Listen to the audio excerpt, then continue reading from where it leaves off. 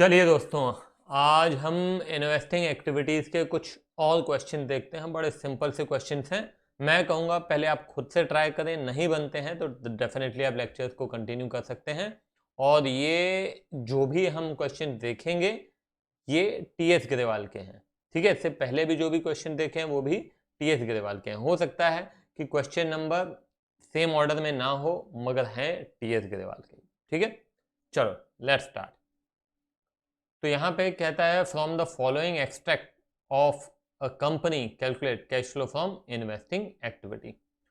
तो यहाँ पे कुछ बातों का ध्यान देना है। सबसे पहले गुडविल, गुडविल है 1 लाख और फिर घट के हो गया 75,000। किसी में कोई एडिशनल इन्फॉर्मेशन नहीं दी हुई है, ठीक है। तो यहाँ पे बड़ी सिंपल सी बात है कि गुडविल यदि कम हुई है तो इसका मतलब है यहाँ पे अमोर्टाइजेशन हुआ है। हम ये ही अज्यूम करते हैं। बढ़ी है तो हम मानते हैं कि हमने खरीदा है, मगर कम हुई है तो हम ये नहीं मानते हैं कि सेल किया है। हम क्या मानते हैं कि अमोर्टाइजेशन हुआ है। एसेट्स में भी ऐसे फिक्स एसेट जो बाकी रहते हैं नॉन करंट एसेट, उनमें भी यही माना जाता है। हाँ, लैंड को छोड़ के, क्योंकि जमीन में अमोर्टाइजेशन डेप्रिसिएशन नहीं माना जाता है। Is it clear? ठीक है। तो ये गुडविल जो आप देख रहे हैं ये कम हुआ है, ये और कुछ नहीं बल्कि अमोर्टाइजेशन है। और अमोर्टाइजेशन इन्वेस्टिंग एक्टिविटी में नहीं आता है, वो किधर आता है? वो आता है आपका ऑपरेटिंग में। ऑपरेटिंग में भी किधर आता है? O2 में आता है। याद है आपको? ठीक है। चलो, तो ये से हमारा अभी फिलहाल कोई लेना देना नहीं है। अब आ जाओ पेटेंट। पेटेंट पिछले साल 75,000 था, बढ़ के 1 लाख हो गया, मतलब हमने खरीदा है 25,000 इन्वेस्टिंग खरीदा है, तो कैश आउटफ्लो हुआ होगा, ठीक है। उसी प्रकार से आइए जमीन पे। तो जमीन जो है ये कम हुई है, तो कम इसीलिए नहीं हुई होगी कि इस पे डेप्रिसिएशन हुआ है। डेप्रिसिएशन जमीन में नहीं होता है, यहाँ पे आपने जमीन बेची होगी, तो लैंड सेल किया होगा, तो हमारा कैश इनफ्लो होगा। ये भी आपका इन्वेस्टिंग एक्टिविटी है। अब आइए फर्नीचर। तो फर्नीचर आप देखिए हमारे पास केवल 21,000 का था, बढ़ के 2,46,000 का हो गया, मतलब 2,25,000 का हमने परचेज किया है। और जब परचेज करेंगे तो आउटफ्लो होगा। ये भी आपकी इन्वेस्टिंग एक्टिविटी है। प्लांट एंड मशीनरी में कोई परिवर्तन नहीं है, तो हम कुछ भी नहीं मानेंगे। यहाँ पे 10% इन्वेस्टमेंट्स हैं। पिछले साल 2 लाख के थे, इस साल घट के 1,80,000 हो गए, मतलब 20,000 के इन्वेस्टमेंट हमने बेच दिए हैं, तो इनफ्लो हुआ होगा, ठीक है। अक्रूड इंटरेस्ट ऑन इन्वेस्टमेंट, अब इसका क्या लेना देना, समझने की बात है, बहुत अच्छे से समझने की बात है। यहाँ पे इन्वेस्टमेंट में एक चीज तो आपको दिख रही है कि 20,000 का हमारा हमने इन्वेस्टमेंट बेचा होगा, मगर ये 10% का क्या मतलब है? 10% का मतलब है कि इस पे 10% हमको रिटर्न मिलेगा, हमको इस पे 10% इंटरेस्ट मिलेगा। इसका मतलब ये है। तो 10% किस पे मिलेगा? इस पे मिलेगा कि इस पे मिलेगा? क्योंकि स्टूडेंट यहीं पे गलती करते हैं। यहाँ पे ये 2 लाख पे मिलेगा कि 1,80,000 पे 10% का कैलकुलेशन होना चाहिए। तो यदि कोई जानकारी नहीं दी हुई है, हमेशा ध्यान रखिएगा, यदि कोई जानकारी नहीं दी हुई है तो हमेशा और हमेशा ये माना जाता है कि at the end of year ही हमने कुछ भी खरीदा या बेचा होगा। फिर कह रहा हूं, इसे आप नोट डाउन कर लीजिए कि unless otherwise mentioned we assume that the investments are purchased or sold at the end of year। ये 20,000 का जो हमने क्या किया है, बेचा है, वो कब बेचा होगा? Eight the end of year, बिल्कुल 31 मार्च 2020 को ही बेचा होगा, ये माना जाएगा।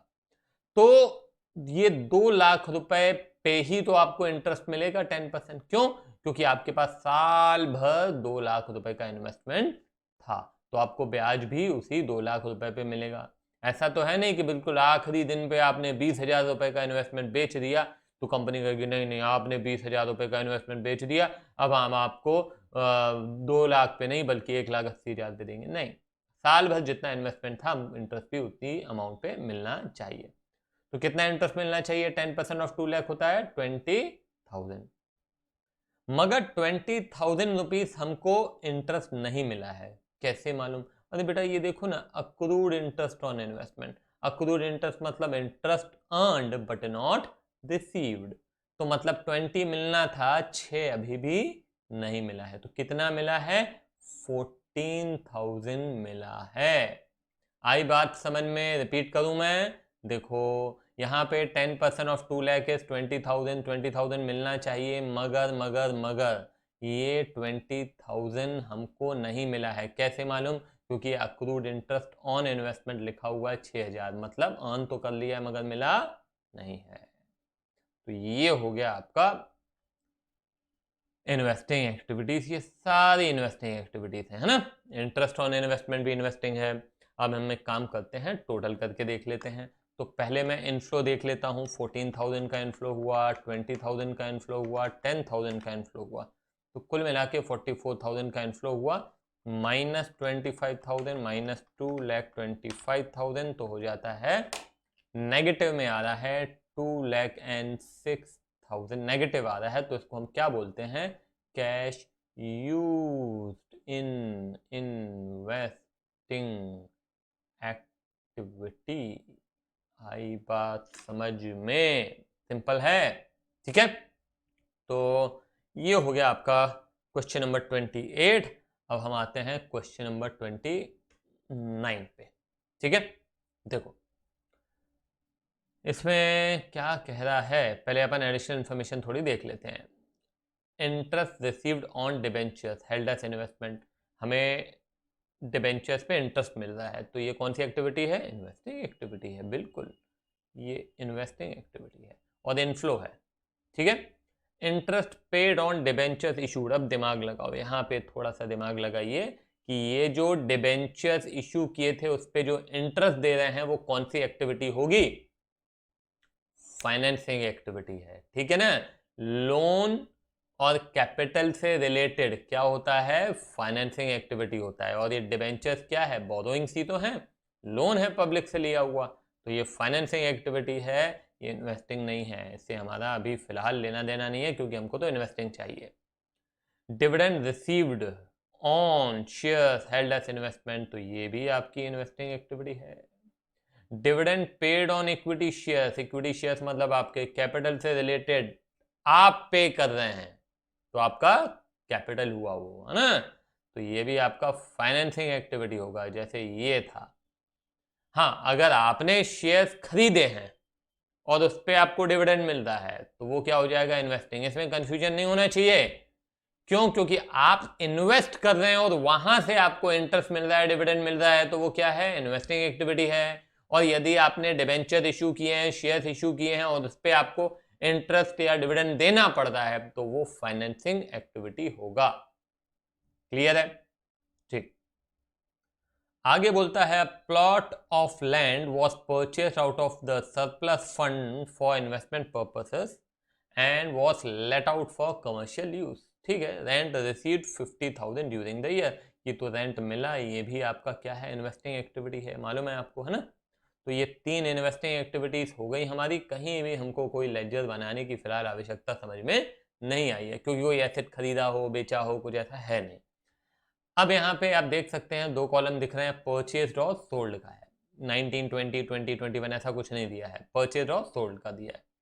तो यहाँ पे हमको सिंपली क्या करना है, ये परचेज किया है मतलब आउटफ्लो, इन्वेस्टमेंट है आउटफ्लो, गुडविल है आउटफ्लो, और ये बेचा है इनफ्लो, इनफ्लो एंड इनफ्लो। तो अभी क्या करना है? बस इन सबको, जो इनफ्लो है यहाँ पे भी आप देख सकते हो इंटरेस्ट मिला है तो ये इनफ्लो है, ये डिविडेंड मिला है ये आपका इनफ्लो है, ये रेंट मिला है इनफ्लो है। तो इनफ्लो इनफ्लो हम जोड़ लेते हैं। तो पहले मैं एडिशनल इन्फॉर्मेशन वाले इनफ्लो जोड़ लेता हूँ। 8,000 प्लस 20,000 प्लस 50,000, तो ये 78,000 यहाँ का इनफ्लो हो गया, ठीक है। और फिर इनका भी मैं जोड़ लेता हूँ, तो हो जाता है 2,80,000 प्लस 1,50,000। तो ये यहाँ वाला इनफ्लो है 4,30,000, तो ये हो जाता है 5,08,000, ये इनफ्लो हो गया। अब आउटफ्लो का टोटल कर लेते हैं, तो 6,20,000 प्लस 240 प्लस 1,00,000, तो आपका आउटफ्लो हो जाता है 9,60,000। तो इन दोनों का अब हम इनफ्लो और आउटफ्लो का टोटल करते हैं, तो आता है आउटफ्लो ही आएगा, ऑब्वियस सी बात है। ये आउटफ्लो आ रहा है 4,52,000। तो क्या लिखते हैं इसको, कैश यूज्ड इन, बताइए क्या, इन्वेस्टिंग एक्टिविटी। आई बात समझ में, है ना।